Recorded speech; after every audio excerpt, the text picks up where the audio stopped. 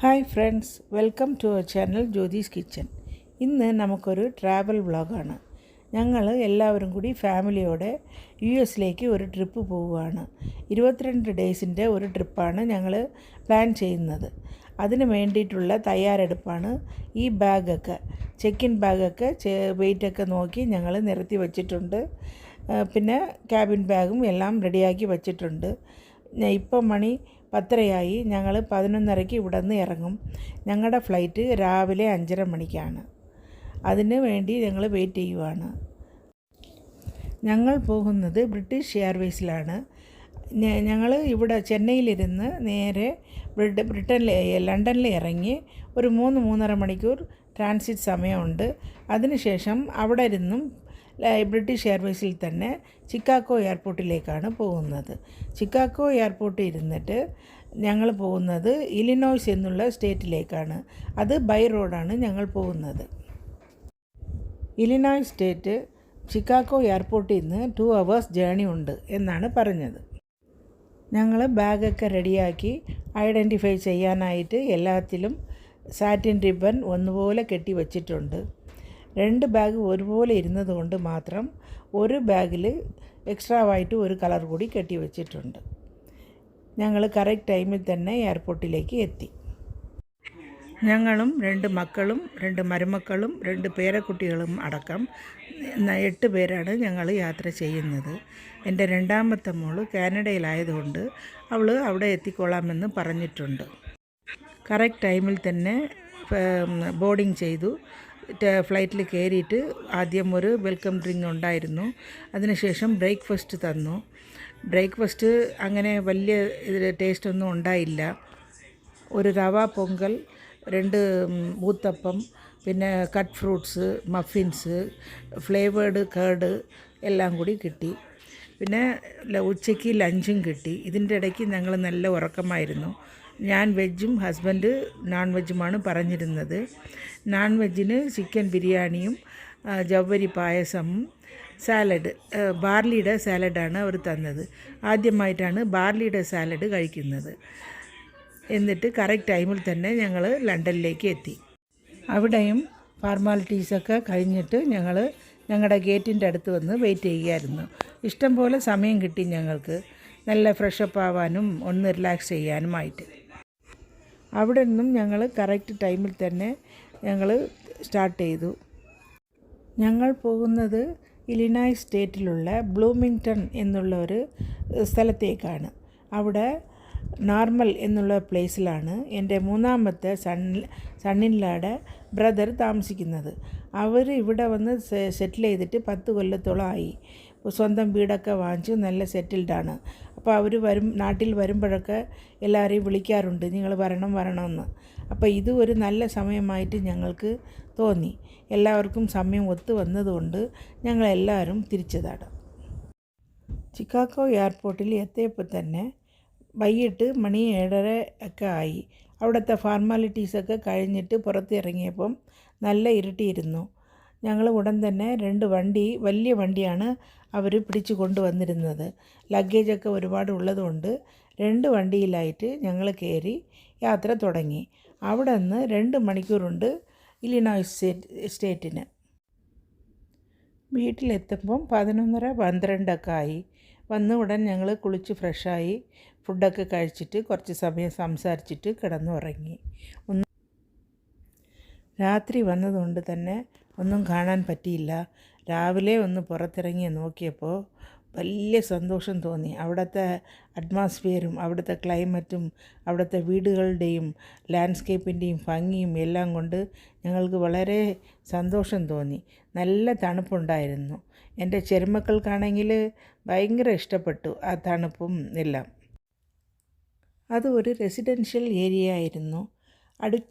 അടുത്തടുത്തായിട്ട് ഒരുപാട് സ്ട്രീറ്റും വലിയ വലിയ വീടുകളുമുള്ള ഒരു നല്ല ഒരു ഏരിയ ആയിരുന്നു. അവിടെ മിക്സഡ് ആയിട്ടുള്ള പീപ്പിൾസാണ് താമസിക്കുന്നത്. പല പല കൺട്രീസിലും നാട്ടിലും സ്റ്റേറ്റിലും പല പല ലാംഗ്വേജിലും ഉള്ള ആൾക്കാരാണ് അവിടെയെല്ലാം താമസിക്കുന്നത്. ഇവരുടെ വീടും നല്ല ഒരു വീടായിരുന്നു. 3 സ്റ്റോറേജ് വീടാണ്. അടിയിൽ ബേസ്മെൻറ്റിൽ ഒരു വലിയ ഹാളും 2 ബെഡ്റൂമും അറ്റാച്ച്ഡ് ബാത്റൂമും ഉള്ള ഒരു ഫ്ലോറും. ഫസ്റ്റ് ഫ്ലോറിൽ നമ്മളിപ്പോൾ കയറി പോകുന്ന ഒരു ഫ്ലോറിൽ വലിയൊരു ഹാള്, കിച്ചൺ, വിസിറ്റേഴ്സ് റൂം, പിന്നെ ഒരു ബാത്റൂം എല്ലാം കൂടി ഉള്ളതാണ്. സെക്കൻഡ് ഫ്ലോറിൽ വലിയൊരു ഹാളും 3 ബെഡ്റൂമും അറ്റാച്ച്ഡ് ബാത്റൂമും ഒരു കോമൺ ബാത്റൂമുമാണ് ഉള്ളത്. ഇവിടെ ഗാരേജ് വലിയ ഗാരേജാണ്. കാർ ഷെഡും ഗാരേജും കൂടി ഒന്നിച്ചുള്ളതാണ്. സാധാരണ ഇവരൊക്കെ ഈ ഡോറാണ് വീട്ടിൻ്റെ അകത്ത് കയറാനായിട്ട് യൂസ് ചെയ്യുന്നത്. ഈ ഡോറ് കിച്ചണിലേക്കാണ് കയറുന്നത്. ഗസ്റ്റ് വരുമ്പം മാത്രമാണ് ആ മെയിൻ ഡോറ് അവർ യൂസ് ചെയ്യുന്നത്. ഇവിടെ വണ്ടി കൊണ്ട് നിർത്തിയിട്ട് ഷട്ടർ ഇട്ടിട്ട് ഈ വാതിൽ കൂടെയാണ് അവർ വീട്ടിൽ കയറുന്നത്. അവിടെ അവർ എല്ലാ സെറ്റപ്പും വെച്ചിട്ടുണ്ടായിരുന്നു. അകത്ത് ഇലക്ട്രിക് സ്റ്റൗ ഉണ്ടായിട്ട് പോലും അവർ 3 ബർണർ ഗ്യാസ് സ്റ്റൗവൊക്കെ വച്ചിട്ടുണ്ട്. അവർക്ക് കൂടെ ഫ്രണ്ട്സിൻ്റെ ഗെറ്റ് ടുഗദറും എല്ലാം വരുമ്പം ഇവിടെ വച്ച് അവർ ലാർജ് സ്കെയിലിൽ കുക്ക് ചെയ്യാറുണ്ടെന്നാണ് പറഞ്ഞത്.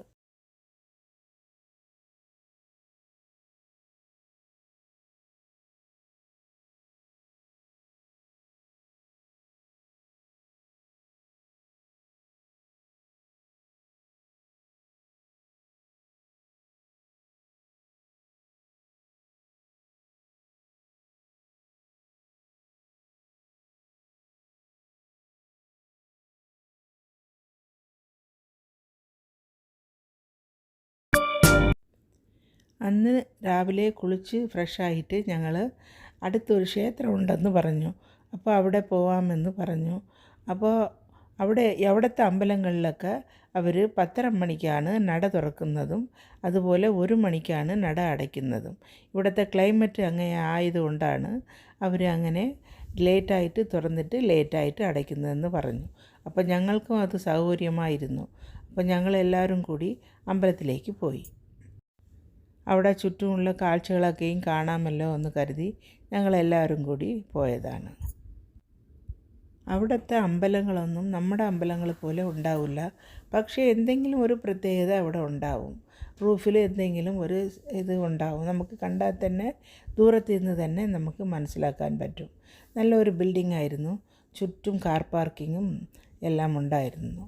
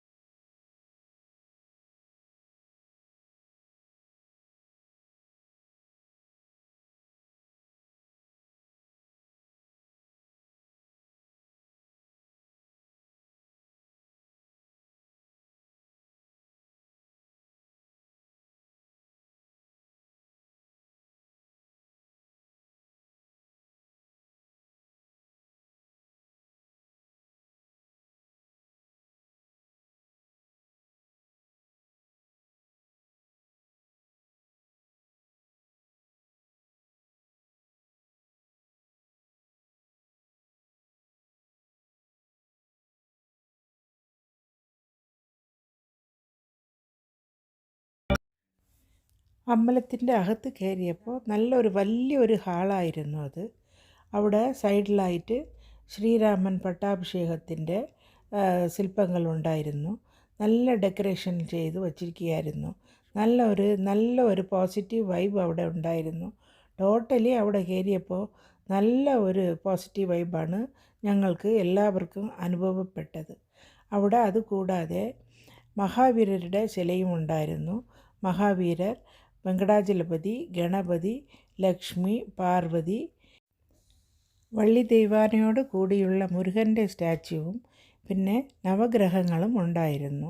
നമ്മൾ സാധാരണ കാണുന്ന നവഗ്രഹങ്ങൾ നമ്മൾ കല്ലിലാണല്ലോ കണ്ടിട്ടുള്ളത്. ഇവിടെയാണെങ്കിൽ ബ്രാസിലാണ് ഉണ്ടായിരുന്നത്. കാണാൻ നല്ല രസമുണ്ടായിരുന്നു. അവിടെ തന്നെ ഒരുപാട് ചെയർസൊക്കെ അവരിട്ടിട്ടുണ്ടായിരുന്നു. പ്രയർ ഹാളായിട്ട് ഇങ്ങനെ വരുന്നവർ അവിടെ ഇരുന്ന് പ്രാർത്ഥിക്കാറുണ്ടെന്നാണ് പറഞ്ഞത്. ഞങ്ങൾ പോയത് വർക്കിംഗ് ഡേ ആയതുകൊണ്ട് അധികം തിരക്കില്ല. അതുമാത്രമല്ല ഞങ്ങൾ ലേറ്റായിട്ടാണ് പോയതും. അല്ലാത്ത ഹോളിഡേയ്സിലൊക്കെ നല്ല തിരക്കുണ്ടാവും, എല്ലാവരും ഇരുന്ന് ഇങ്ങനെ ധ്യാനിക്കാറുണ്ട് എന്നാണ് പറഞ്ഞത്.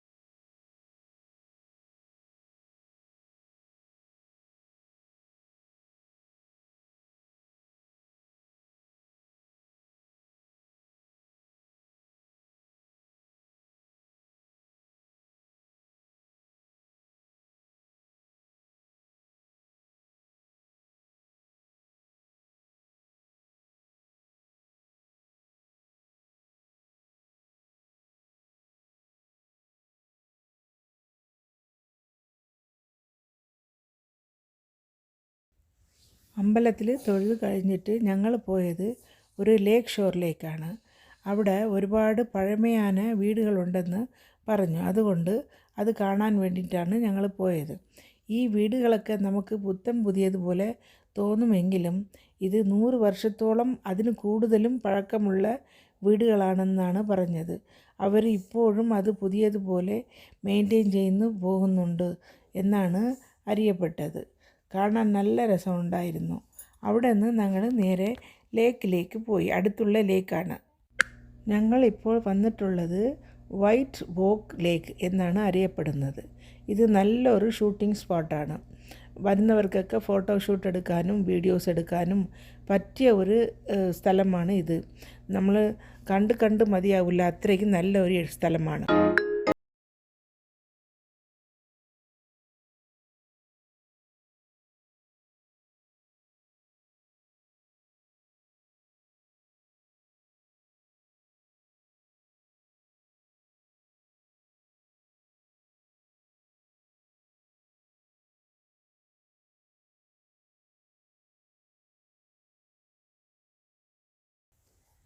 ആ ലേക്ക് ഷോറും അവിടുത്തെ ലാൻഡ്സ്കേപ്പും അവിടെ ചുറ്റുമിരുന്ന വീടുകളും അവിടെ നടക്കുന്ന ഈ ഗൂസസും എല്ലാം നല്ല രസമുണ്ടായിരുന്നു.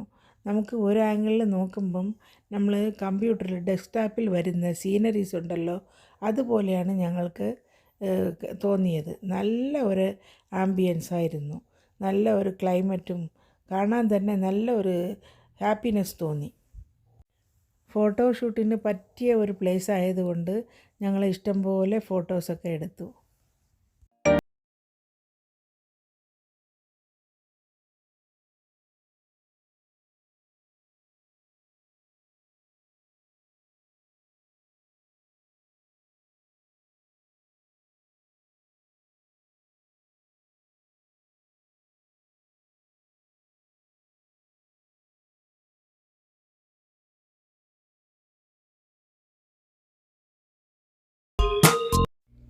ഈ വീഡിയോ നിങ്ങൾക്ക് ഇഷ്ടപ്പെട്ടാൽ ലൈക്ക് ചെയ്യുക, ഷെയർ ചെയ്യുക, നിങ്ങളുടെ കമൻസൊക്കെ അറിയിക്കുക. ആദ്യമായിട്ട് ജ്യോതിസ് കിച്ചൻ കാണുന്നവർ സബ്സ്ക്രൈബ് ചെയ്തിട്ട് അടുത്തുള്ള ബെല്ലൈക്കനെയും ക്ലിക്ക് ചെയ്ത് ആൽ എന്നുള്ളൊരു ഓപ്ഷനും ക്ലിക്ക് ചെയ്യാൻ മറക്കണ്ട. എന്നാലേ ഞാനിടുന്ന പുതിയ പുതിയ റെസിപ്പീസും റിവ്യൂസും വ്ളോഗ്സും എല്ലാം നിങ്ങൾക്ക് ഉടൻ കിട്ടും. Thanks for watching.